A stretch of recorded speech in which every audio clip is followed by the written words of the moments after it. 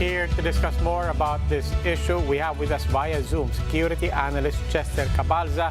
He is the founder of think tank International Development and Security Cooperation and International Studies professor Renato de Castro from De La Salle University. Welcome to The Big Story. Well, good evening. Good evening, everyone. Good evening, sirs. Thanks for having us. Gentlemen, let me start with Mr. Cabalza. Why now? What's the objective here from Washington's point of view? Well, basically, the U.S. would want to project its presence in the Indo-Pacific. That's the reason why it went to China and to Taiwan, basically. And the U.S. is the Philippines' treaty ally. And we all know that China is our leading trading partner, and it finances some of our infrastructure programs. And Taiwan also hosts thousands of Filipino workers. Now, the reason why China has, the U.S., particularly Speaker Pelosi, has arrived in Taiwan to, of course, pronounce the principles of the Americans, mainly on the human rights, global economy, and definitely its bilateral relations with Taiwan. I think both countries share common democratic values and rules-based norms. But Professor De Castro, those certainly are the values, maybe you could even say the objectives of the U.S. government. But in reality, what are the implications, what are the risks, not just for Taiwan, not just for the U.S. and China, but for the entire region? Let me provide another answer, though. You have to look at it, why now? Two dimensions. Number one, we have to take into account the personal motive of Speaker Pelosi. This is her last hurrah. She's about to retire. And she's basically sending the message, she has been campaigning for two very important issues as a member of the House of Representatives. Number one, China's human rights violation, and of course, supporting democracies in the region. So for Nancy Pelosi as the Speaker of the House, again, we have to emphasize, we have to take into account the separation of power. This is not simple action of a single American government. This is an action of the Speaker of the House, having her own personal agenda. And that's it. The second element here, of course, is this is a law that was passed during the Trump administration, the U.S. Reassurance Act to Taiwan. So that law provides for U.S. officials to conduct visits to Taiwan to reassure Taiwan in the light of what is perceived as the changing security equation in the Taiwan Straits. There's a concern in the United States since the beginning of, let's say, the Trump administration that China intends to upset the status quo. President Xi Jinping announced he wants to effect the eventual unification between China and Taiwan. So one of the actions of the Trump administration is the Reassurance Act. So this is part and the implementation of the Reassurance Act, that American officials would have to conduct visits to Taiwan to reassure the democracy that the United States is behind them. Mr. Cabalza, what then is left for the Philippines from the perspective of Manila?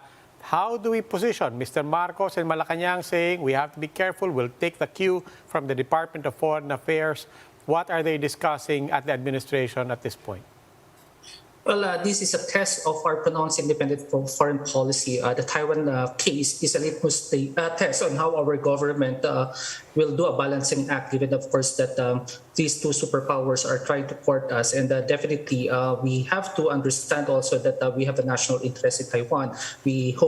Taiwan hosts a number of thousands of overseas Filipino workers there, and Taiwan just sits of course, above the Philippines. Now, in case there will be reunification, or the second scenario would be a first retake of Taiwan from China, then definitely Manila or the Philippines will become an automatic buffer zone. So that means that in case there will be invasion coming from China, the Philippines will have to strengthen its military basically, and of course will have to confront this problem in the future.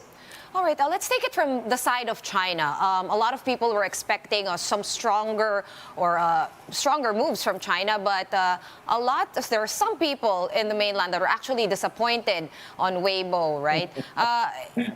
Can we expect them to gradually tighten, like, for example, sanctions or some more drastic actions from the Chinese side moving forward? You want me to address it? Of course, the first thing that happened is this is simply so embarrassing for China and, of course, President Xi Jinping. After this saber rattling, and at the end, nothing happened. So, again, this is I don't know how China would react to this sort of a very humiliating situation. They engaged the United States or Secretary Pelosi in a game of chicken. And the United States did not blink. In the end, it's China that blinked. Despite, of course, these military exercises, they're basically blocked. So, again, but I said this is something very dangerous. The fact that a great power has been humiliated by this incident. Recently, just today, China announced that there'll be a new normal in U.S.-China relations.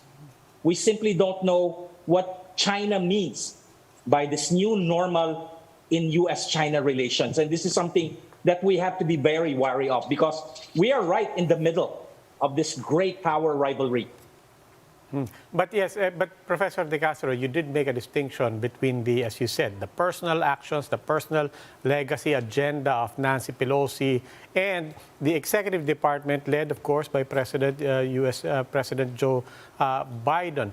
At what point and in what forms would you say that you see this, in fact, being Washington itself, being the actions of Joe Biden, and at what point does Joe Biden also tread carefully not to cross any particular lines? Well, of course, again, the basic area, you have to understand the American political system, which is not difficult to do because we have the same separation of powers. Secretary Pelosi, when she made that decision, she couldn't care less about what the executive would say because they're co-equal.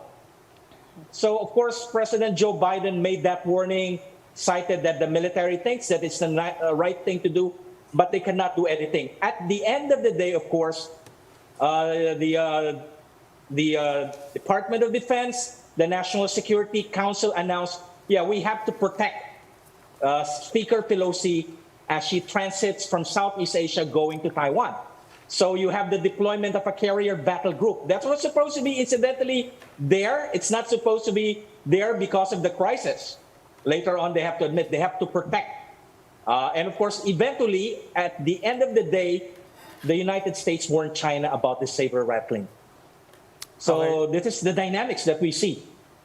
At the end of the day, eventually the United States realized politics stops at the water's edge.